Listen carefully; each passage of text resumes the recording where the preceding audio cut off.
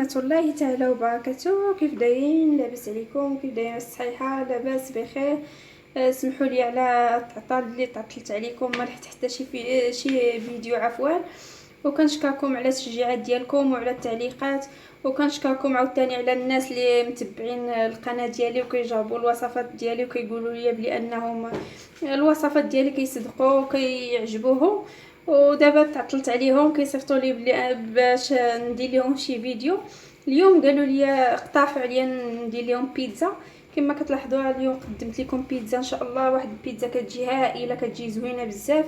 كنتمنى انها تنال الاعجاب ديالكم، والبنات اللي يطلبوا مني البيتزا انها توصلهم ان شاء الله ويجاوبوها حتى هي وتصدق ليهم. يلا ندوزو المقادير وطريقه التحضير. حاجه غنبداو بها هي سميتو لاصوص. خصنا نحضروا لاصوص. الا بغيتو لاصوص ديال المطيشه هكا نحضرها معكم، نديها لكم فيديو ديالها بوحدها باش تعرفوا الطريقه ديالها.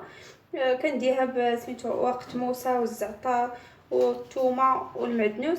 وغنحتاجو العلبه ديال الثوم والبصله. بالنسبه للبصله اختياريه، اللي بغى عاوتاني طريه ما يشحرهاش، انا كتعجبني هكا نستمتع بالحبق والزعتر.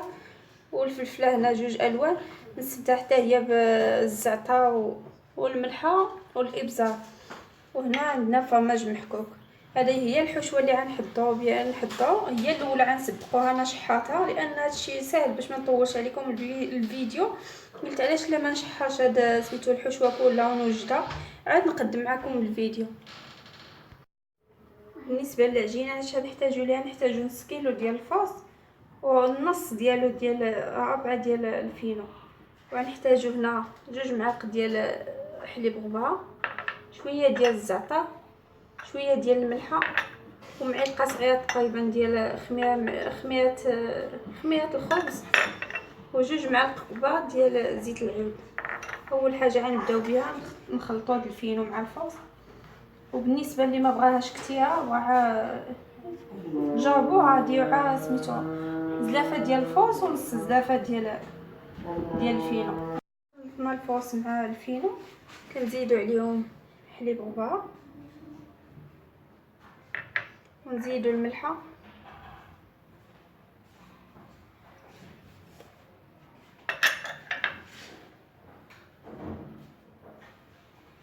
ونزيدو عليهم الزعتر وخميره معجونه، عفوا خميره حبيبات اللي دات. ونزيد عليهم هاد الزيت، زيت الزيتون.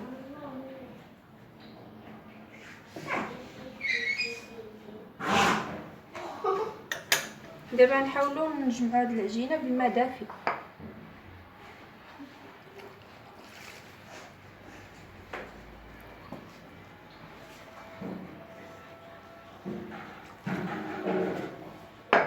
نحاولوا هاد العجينه ندلكوها، نديروا ليها الماء باش تجمع، ونحاولوا ندلكوها شويه بشويه.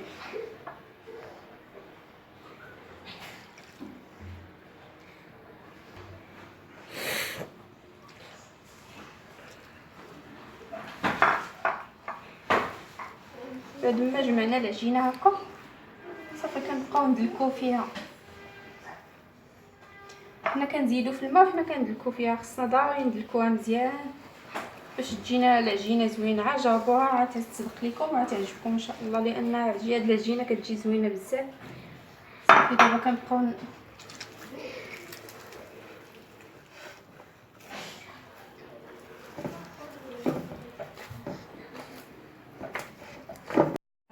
دلكتها مزيان.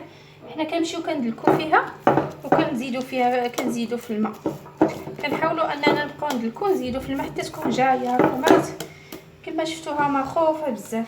صافي دابا غندهنوها بشويه الزيت تقريبا شي 6 دقائق وانا دابا كندلك فيها. صافي نزيدو شويه الزيت كما كتلاحظوا البنات باش ما تعرفوش القياس ديال الماء، هي جايه بزاف. صافي ندهنها دابا بشويه ديال الزيت ونخليها تحت تقريبا 5 دقائق. كما كتلاحظوها ما قاس حاجه، هي سايحه بوحدها.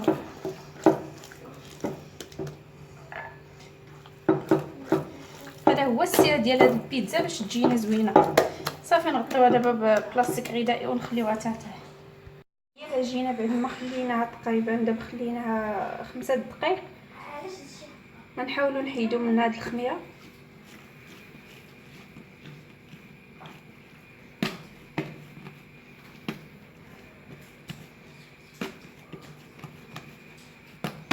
دابا نحاولوا نقاصوها. هنا كنديروا الفينو وشويه طحين د الفوص، نحاولوا نقطعوا ونقاصوا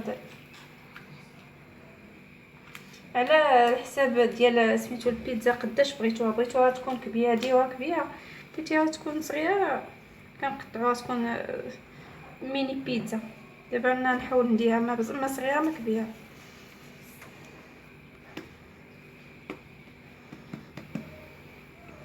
صافي نحاولوا كلها نكوها هكا نشوفوا شحال خرجت لينا.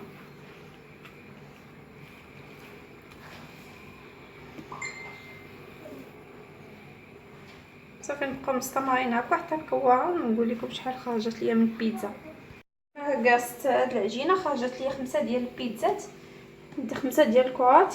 كنحاولوا نساحوهم، كنهزو الاولى كنساحوها هكا تجي زوينه. عقدوا ليها الدليك و عطيوها الخطا تجيكم ان شاء الله تفرحكم. وكنتمنى اللي جابها ان شاء الله يكتب ليا. في بعد ما سرحتها كناخذوا الطاوله اللي كتدخل الفران وكنحاولوا نقدوها حيت كتكون جايه. نقدوها بشويه وما نخليوهاش تكون غليظه لان فيها الخميره تزيد تطلع لينا.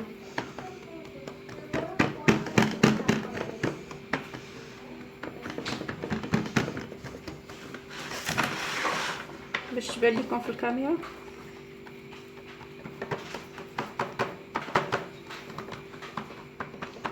كما قلت لكم في الاول اللي بغى يديرهم ميني بيتزا كيديرهم. انا عندي لكم هذا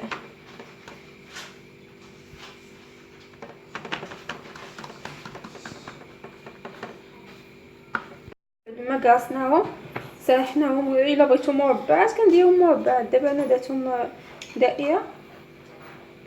كنحاولوا اننا نديرو فيها سميتو لاصوص.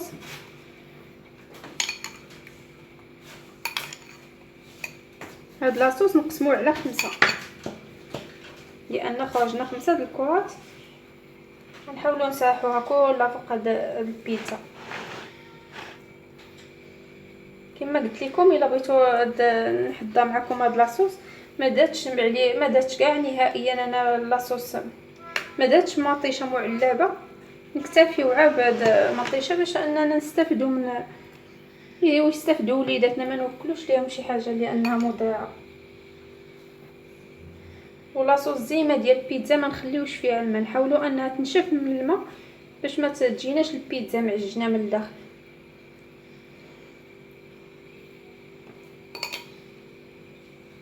صافي نبقاو مستمرين هكا حتى ندهن هذا سميتو ندهنوهم بجوج يوم بلاصوص باش نزينوهم.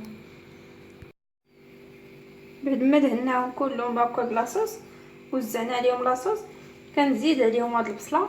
كما قلت لكم البصله اختياريه، واللي بغى سميتو البصله هكا ما طيباش ما مشحاش. انا خصني داري نشحها البصله شويه، كنشحها داري انني نشحها بشويه زيت العود، ما كنشحهاش بزيت عاديه. وانتم اختياري الا بغيتو ديروها. بالنسبه للدايسه ما كيبغيوهاش هكا طريه، خصني نشحها ونسمها عاد نديرها باش تجينا زوينه. كندير منها شويه شويه كل بيتزا ندير فيها شويه. كتعجبني هاد النسمه ديال البصله. ونوزع عليها هاد الفلفله.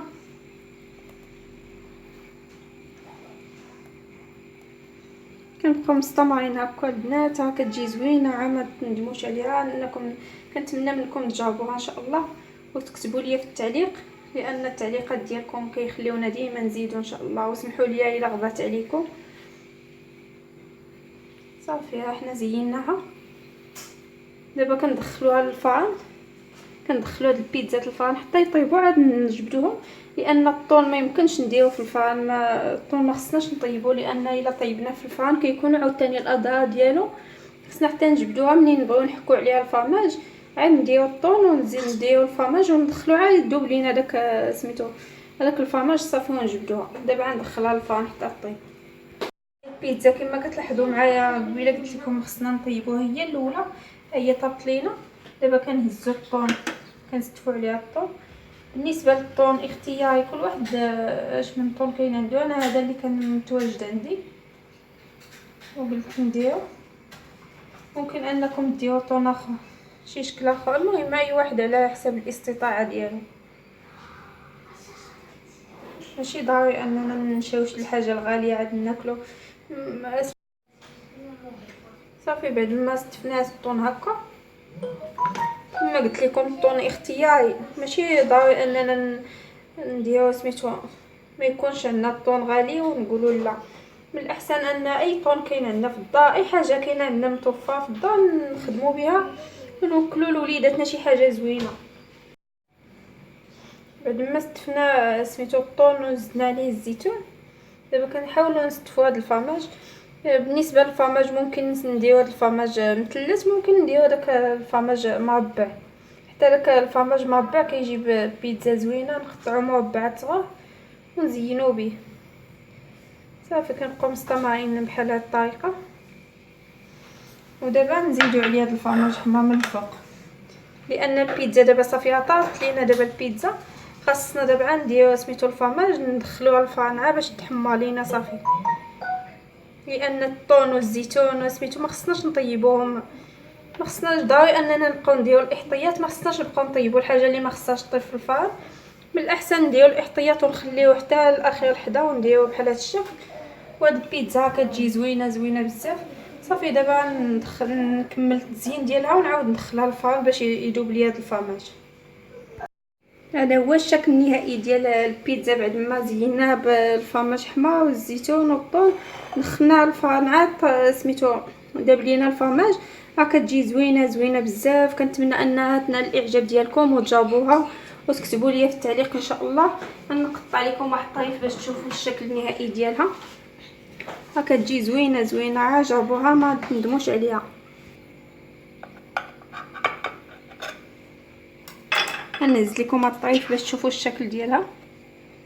كما كتشوفوا الشكل ديالها من الداخل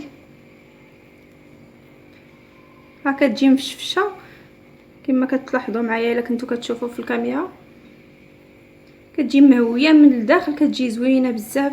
كنتمنى انها تنال الاعجاب ديالكم وتجربوها وتكتبوا لي في التعليق وتشجعوني. وكنشكركم عاوتاني حاجه واحده اخرى كنشكركم عليها ديال سميتو عاونتوني. كون ما نتوما كاع ما نوصل الشوط الاول. شكرا لكم بزاف وكنتمنى وكنفرح منين يعجبكم الوصفات ديالي. كنشكركم على الشوط الاول من الجهد اللي كديروا معايا، والله يجازيكم بخير ان شاء الله.